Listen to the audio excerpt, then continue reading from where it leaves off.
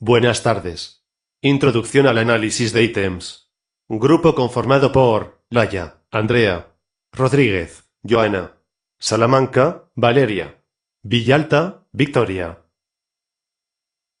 Cuando se miden atributos humanos con instrumentos de medidas objetivos, los resultados se distribuyen aproximadamente con la distribución normal.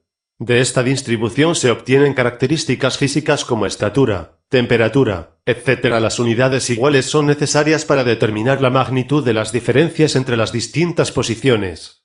Necesitamos saber dónde se encuentra el punto cero sobre el continuo y tener unidades iguales a partir de este punto a todo lo largo del continuo para poder hacer medidas comparables.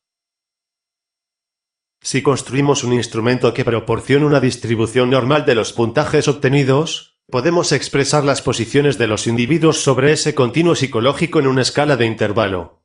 La respuesta correcta o incorrecta a un ítem del test, la actitud expresada a una conversación, la exactitud de la información en respuesta a pregunta o por una estimación se usa para determinar la posición del individuo sobre el continuo en relación con otros individuos. Construcción de una escala de intervalo. Primero, suponemos que todos los ítems del test miden exactamente el mismo rasgo. Segundo, seleccionamos individuos lo suficientemente grandes para que sea representativo de la población respecto a la cual suponemos que se da una distribución normal de los puntajes obtenidos. Tercero, individuos que contestaron correctamente el ítem se encuentran en posiciones más avanzadas en el continuo de dificultad que aquellos que dieron respuestas incorrectas.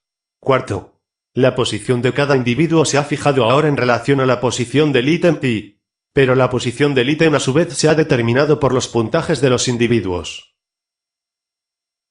Quinto, posiciones de los ítems y de los individuos solamente pueden determinarse en reciprocidad. Sexto, es la relación entre la capacidad del individuo y el grado de dificultad del ítem lo que determina si el individuo puede o no resolverlo. Séptimo, si la posición del individuo en el continuo es más alta que la posición del ítem, él podrá resolverlo, pero no podrá si la relación es inversa. Suposición de que el puntaje individual puede expresarse como 1 o 0. 1 significa solución correcta, una respuesta positiva a una pregunta o a un registro de la persona por encima de algún nivel específico. 0 significará una solución incorrecta, una respuesta negativa a una pregunta, una estimación abajo del nivel dado. Dos pasos importantes en la medición de variables psicológicas en una escala de intervalo son: sucesión de una distribución normal de los individuos de la población. Uso de la variación entre los individuos como una unidad de medida. Construcción de un test sin suponer una distribución normal. En este caso solamente intentamos obtener una distribución de los puntajes en dos categorías. En otras situaciones, puede interesarnos diferenciar más de un punto, sin pretender medir en una escala de intervalo. La construcción del test se planea de acuerdo con los requerimientos especiales de la dispersión. Datos del continuo latente. En la mayoría de las mediciones, nos interesa el rasgo subyacente que determina la ejecución en cierto tipo de ítems. Suponemos un continuo y podemos hacer diferentes suposiciones acerca de cómo se distribuyen los individuos en este y, respecto a la relación entre la posición sobre ese continuo y la distribución de los datos observados. Un ejemplo de ello es cuando se refiere a variables de ejecución, así como la suposición de una relación monotónica entre los puntajes en el test y la posición en el continuo latente.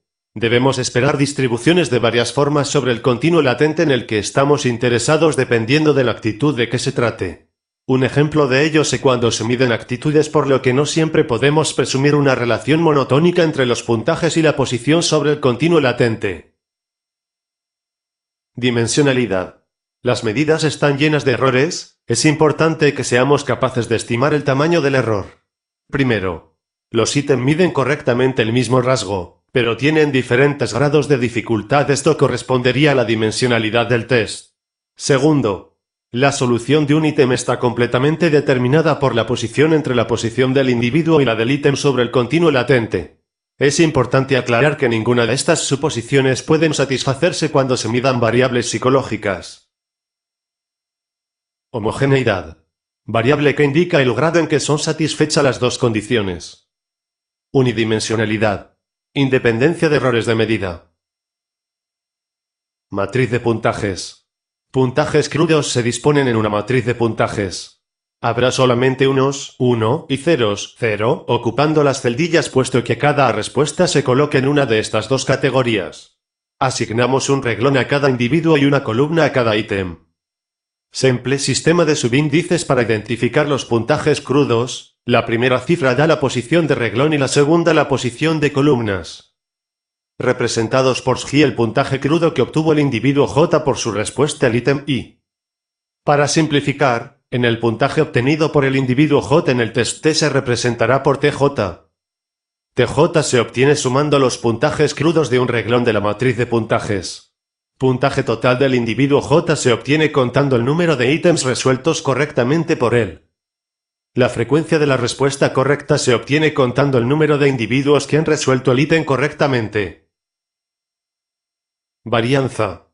Es la variación en la capacidad de los individuos, o grado en que los datos diferencian o distinguen entre los individuos. Si no hay diferencia, todos tienen el mismo puntaje y la varianza es 0. Tenemos que tener presente: la varianza grande no es deseable per se. Es importante mostrar que la distinción es significativa y confiable.